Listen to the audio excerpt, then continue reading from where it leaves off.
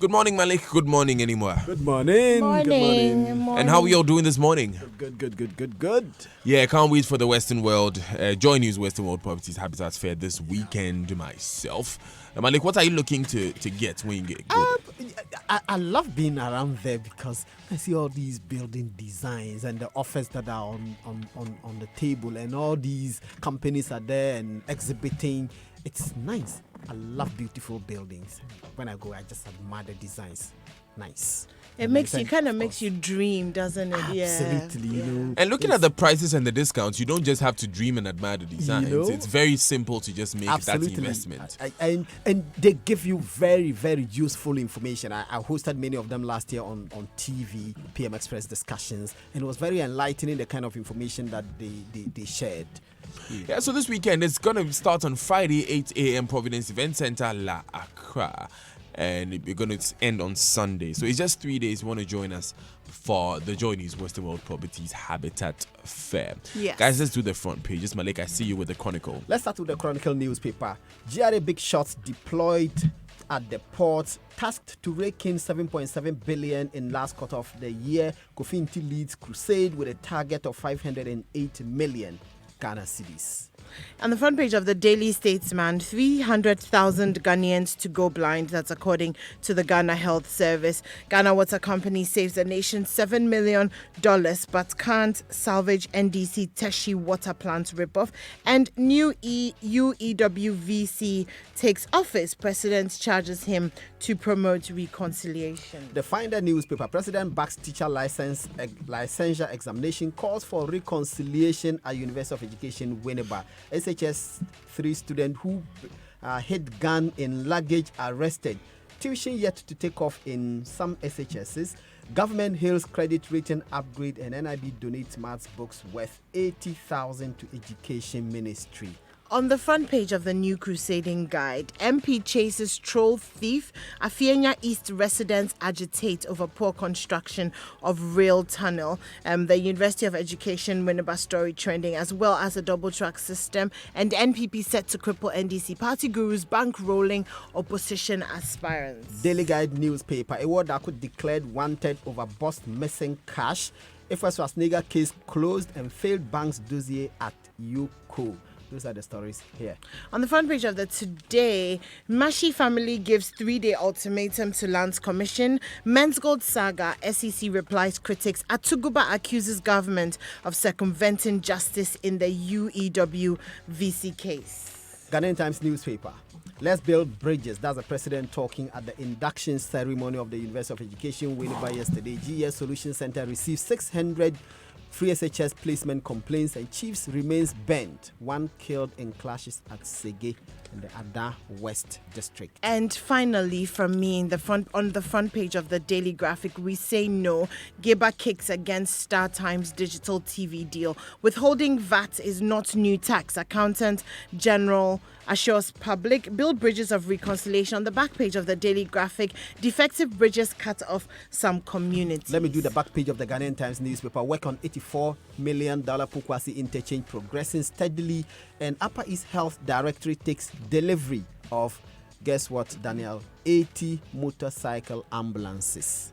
And since we've been discussing health and ambulances and maternal mortality and all of that in the northern region, this is quite refreshing. Motorcycle ambulances. Yeah. It's also a bit ingenious, isn't except that as part of the story we did yesterday, you thought even an ambulance couldn't save somebody's life because the road was so bad. This ambulance couldn't go to pick this woman who had gone to give birth, and she drowned trying to cross a river.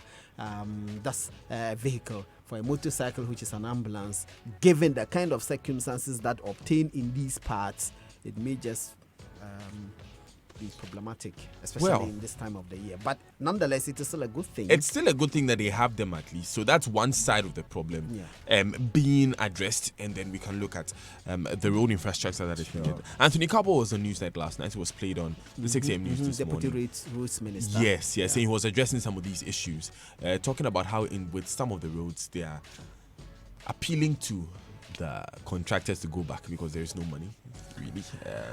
Very, very Interesting to hear, I must say. So let's begin with today's stories. But before we go to the front pages, to the details of the stories, there was this story in a business report this morning about the increase in prices of fuel. Yes. So I must say that I was tempted to buy petrol yesterday, and I didn't because I just really wanted to go home. And now I'm really regretting that I didn't because fuel prices have gone up by 5%. That's what Have we you know seen now. that picture circulating? I've seen it on like 3 or 4 different Facebook walls. It's all of over. And Shell fuel station. It says that Shell, I'm reading the Facebook post. It says Shell takes lead in fuel price adjustments, increases both diesel and petrol by almost 5%. So diesel is going for 5 cedis, 18 pesos per litre, while petrol is 5 cedis, 14 pesos per litre. So we'll be watching that space, and I wonder how much it's going to cost me to fill my tank.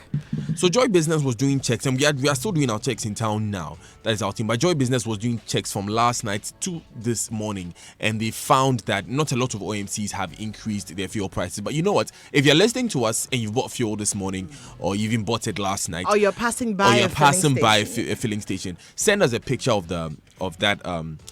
What's it called? The thing that they've written the price on. The signboard. That would be. I do a very simple calculation when it comes to fuel. When I started driving in 2014, each time I bought 100 cedis worth of fuel, I got 38 liters. Now, when I buy 100 cedis, I get 20 liters. Between 2014 and now, I've lost 18 liters. Wow. You mean 2014 and yesterday? Well, because you haven't done it this morning. I'm sure if I went to buy some now, I would probably get less than the 20 liters that I got. Yeah. So there's a lot to think about with how much we are getting from our money. Remember what Ken Thompson said last week at the City Forum? He said that what matters to him is the value of the Ghana cedi in his pocket and in my pocket. So this morning we want to look at what the fuel is doing to the value of the Ghana cedi in your pocket. So this morning, if you are passed by any filling station signage, just take a picture of it, send it to us, or if you've seen the numbers, send them to us. The WhatsApp number is still the same, 0244 340 437, 0244 340 437. WhatsApp us, or you can tweet at us as Joy997FM on Twitter, on Facebook, Joy99.7FM. Go on our Facebook page and let's interact on the show. Guys, let's move on into another interesting issue. So let's talking about money. GRA big shots deployed at the port. The big shots at the Ghana Revenue Authority have been deployed to the Kotoka International Airport and the Tema ports. The purpose of this is to help shore up revenue collection, because all these big men are supposed to supervise the collection of revenues. This has become necessary because the revenue collecting agency was unable to meet its target. And in fact, there was a shortfall by about 2 billion Ghana cedis for the third quarter. In fact, I have information that indicates that the projection is for the revenue collecting agency to fail in collecting about 4 billion by the end of the year. 4 billion is such a deep hole in the revenue collection efforts, such that the finance minister, I am told, has told the GRA that he is unwilling to deal with that shortfall. Remember that last year there was a similar shortfall. Last year the government said it was going to collect a certain amount, and which represented about 26% increase over the 2016 collection. The government was told that was overly ambitious, that it was not going to be able to collect that. Somewhere along the line, in the middle of the year, I think there was a realization that, well, you may not be able to collect all of that. There was a shortfall of about 2-3 billion. This year again, the shortfall is, looking at the end of the year, is targeting about 4 billion. The finance minister has told the GRA that he will not deal with that. Whatever they will do to collect the money, they should. So there have been crunch meetings at the top management of the GRA, and they have decided that the big guns must go on the field, get their hands dirty, roll their sleeves, collect the money, supervise the collection, seal all the loopholes, so that this deep hole that any shortages will create will be plugged, because the government needs money to fuel all of the big projects that it promised, some of which it is struggling to deliver at this point. And so it is the reason why the finance minister said that he won't accept any further hold this year in the budgeted money that they are supposed to collect. They must collect it. So it's the reason why they are out. The GRA boss himself, Kofi Nti, is going to the Tema port. He is expected to rake in 508,602,000 Ghana cedis between now and December. The other big shots also have aspects of the revenue collection, that the large tax office, the small tax office, and all of that.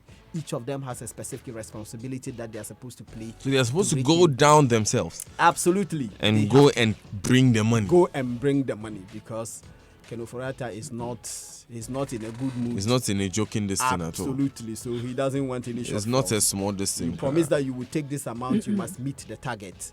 And Okay. if you can't exceed it at all, meet it. Okay, that's interesting. I want to see what the end of year budget, what next year's Revenue budget will look like. Okay. That's when we'll get the end of year revenue, the revenue numbers. Yeah, but right? so far, the shortfall is about 2 billion, which is quite deep. Yeah, the 2 billion is a lot Yes, of quite. money. 2 billion is a lot of money. I just want to see what the results of this will be like. Okay, anymore, let's move on.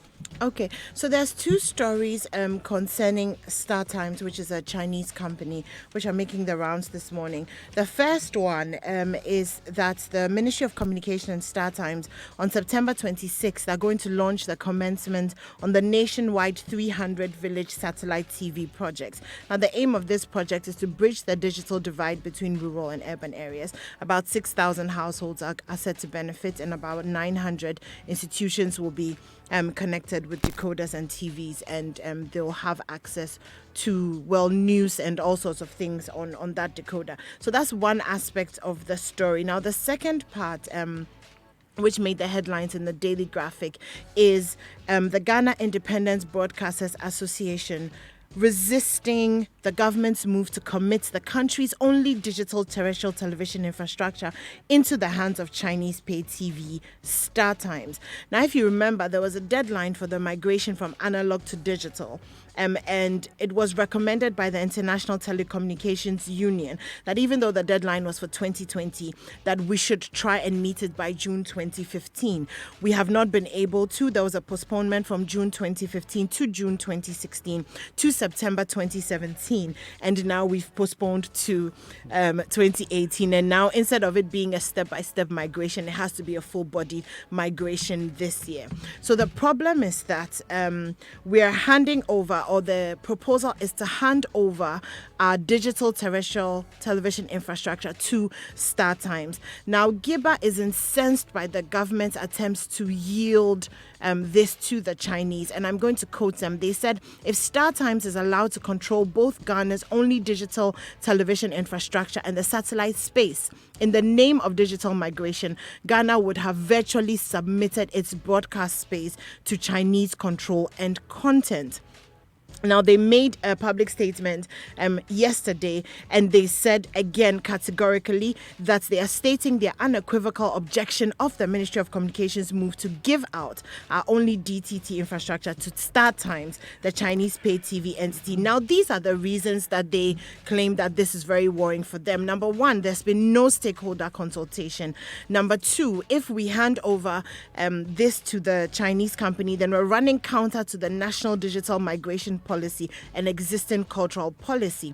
Also, the StarTimes move to take over the only DTT free-to-air space with the Ministry of Communication explanation is that StarTimes is being engaged to expand the facility. So then the Ministry of Communications is not actually admitting to handing over the space. They are saying that it is the Chinese are coming in to expand, and GIBA is saying that it is not necessary at the moment. The expansion is not necessary at the moment. They're also saying that a platform of this kind anywhere in the world is fully capable of generating its own funds. Therefore, we do not need interference from any outside company to be able to expand this space. Now, according to GIBA, they reached out to the Ministry of Communication. They sent several letters to seek information and clarity, but none have been acknowledged or they have not received a response. Then, according to the Daily Graphic, they reached out to the Deputy Minister of Communications, George Anda, and he said that he was not willing to comment on the matter, and he asked that they should send a formal request to the ministry. He also told them that if they like, and if they like is such a Ghanaian term, but if they like, they can come to the ministry, and there's someone at the ministry who's working at the project who will be able to answer their questions. So, see how I've been smiling all throughout. See, we do the same things over and over again. This argument over Star Times dates back to 2012, 2013. I remember Giba opposing the contract being given to Star Times. The government thought that, look, Star Times had the capacity, they have the financing arrangements to do this. The contract was actually awarded to Star Times to do the digital migration. I remember when I got a story about Star Times failing to do the digital migration in Tanzania and Uganda. I went up to Omane Boamah, who was communications minister at the time, my friend, by the way, and I said, look, the company that you have given Ghana's contract to do the digital migration is failing in other parts of Africa. His response to me was, Malik, what do I care? If Star Times fails and their contract is cancelled in Tanzania, what has it got to do with me? 2 years down the line, the contract got cancelled because Star Times could not raise the money to do the project. So Omane Boamah wrote to the Attorney General's department at the time asking for advice to cancel the contract. The advice was given, he cancelled it.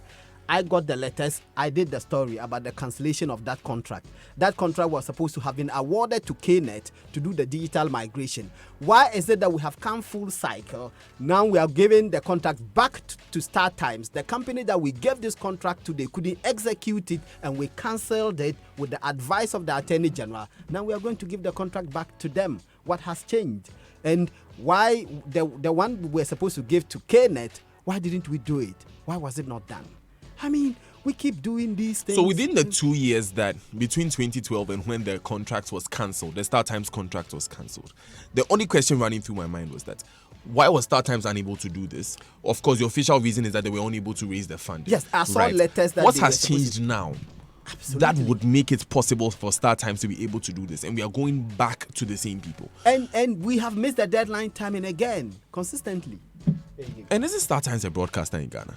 Yes. Yes. Yeah. They are a broadcaster in Ghana, but they are now going to take over the entire digital migration. Yes. Yep. Okay. Anyway, so let's do another money thing. We still have a few minutes, which is BOST, the bulk oil and storage transportation company. It's in the news again. We are told that Yoko is investigating a former MD of the company, Uwodaku, who is, according to the Daily Guide, declared wanted by Yoko. We read letters and we did the stories which are published on Majo Online. The Center for National Affairs, an NGO or a civil society organization or a pressure group, has sent these letters that it obtained from wherever they got them from, submitted same to Martin Amidu, special prosecutor, saying that he should investigate the circumstances under which an account was operated at the Bank of Ghana, which account was managed by the Chief of Staff under former President Mahama's government, in which some money were lodged. BOST presented or transferred 3 million or 2.5 or 3.5, depending on which month, dating from August 2015 to January 2017. Monthly lodgements were made into this account, which was operated by the Chief of Staff. This group says that this account was illegal. These lodgements themselves were illegal. They were not backed by law. Yoko should investigate. What's the name? The special prosecutor should investigate them and take action. We know that, according to the Daily Guide story, Yoko is also investigating to see what will happen. But again, BOST, the same story all the time. Okay, so we are trying to get some more information on this BOST issue, but what we know is that the Daily Guide actually published a similar story in 2017. So I'm looking at a July 2017 headline. Yoko chases Ewa Dakun over 40 million bust cash. Of course, this is the Center for National Affairs submitting a letter to the Office of the Special Prosecutor. Together with all the letters that boss wrote for the transfers. So, monthly letters. From the Daily Guide story of 2017, Yoko was investigating this. I know that, for instance, some former officials of boss were invited by Yoko to be questioned. And Daily Guide is reporting this morning that Yoko is chasing Mr. Ewa Dakun. Yes. So from last year, the question is, where is Mr. Ewa Dakun? Has Yoko made attempts to contact him? He must have an address here. So we'll be following this one. In fact, it's one of the stories that's on our radar for today. I'm going to go online, but guys, we just got a message from Facebook from Kwabna Boating Champong. He sent us a picture of a display pylon. So it's called a display pylon from a Goil fuel station. It says the petrol is 4.9 Ghana cedis. Per liter, diesel is 4.94 Ghana cedis. We would be following all other stations, really. So if you have also seen anything, take a picture of the display pylon of the fuel station that you drive past or you buy fuel at and send it to us. 0244 340 437 or our Facebook page, Joy 99.7 FM, our Twitter handle at Joy 997 FM. The online news review is brought to you by Zenith Bank in your best interest. Goil Good Energy. Download the Save Doctor app now from the Google Play. Save Doctor, the future of better medical care. Now, Zenith Bank is 13 years in Ghana. It's been 13 years of serving you with pleasure and making history with you. On behalf of the board, management, and staff, Zenith Bank wishes to thank you, our valued customers, for your continued support and loyalty over the years. Because you have trusted us with your business, Zenith Bank is bigger, stronger, and faster. We invite you to join us for our 13th anniversary health walk on Saturday, September 29, 2018. The venue will be Zenith Bank head office on the Independence Avenue at 6 a.m. prompt. Come, let's walk and celebrate. Zenith Bank, in your best interest. It's time to own a hotel-inspired apartment near Accra Mall and switch on your urban life with a cool price starting from 315,000 Ghana cedis. Choose our market-leading Studio 1, 2 and 3 bedroom apartments from Oasis Park Condominium at Tete Kwashi and enjoy urban resorts life. For this and more, call Evelyn on 0204 343 011 or 0204 343 008. That's Kojo. Or visit cplestatesgh.com. This is another kitted development by CPL Developers. CPL Developers, built for life. Now, you've got great love for your vehicle. You want the engine to last longer and perform to its maximum. It's okay. Goil has a new super synthetic 5W20 and 5W30 lubricants for you. These specially engineered superior engine oils work efficiently on all modern petrol and diesel engines. They clean, protect, reduce fuel consumption, prolong oil change intervals, and enhance engine performance from startup till you switch off. Go to any Goil filling station and grab the new Goil Super Synthetic 5W20 and 5W30 lubes. Engineering innovation for your vehicle has arrived. Goil Good Energy. MyJoyOnline.com says analyst questions S&P surprise credit rating upgrade for Ghana. Also says group condemns worrying audit service turf war. And AdomOnline.com says Ghana's economy not responding to things we need. Gusi Tano speaking there on Ikosi saying Asempa FM's political program yesterday. BBC.com says Burkina Faso botched FGM leaves 50 girls in hospital. That's terrible. All right, we'll take these important messages and then we'll take the BBC News at 7. Stay with us. This is the Super Morning Show. This was Kwame's life before Interplast In Green Irrigation System.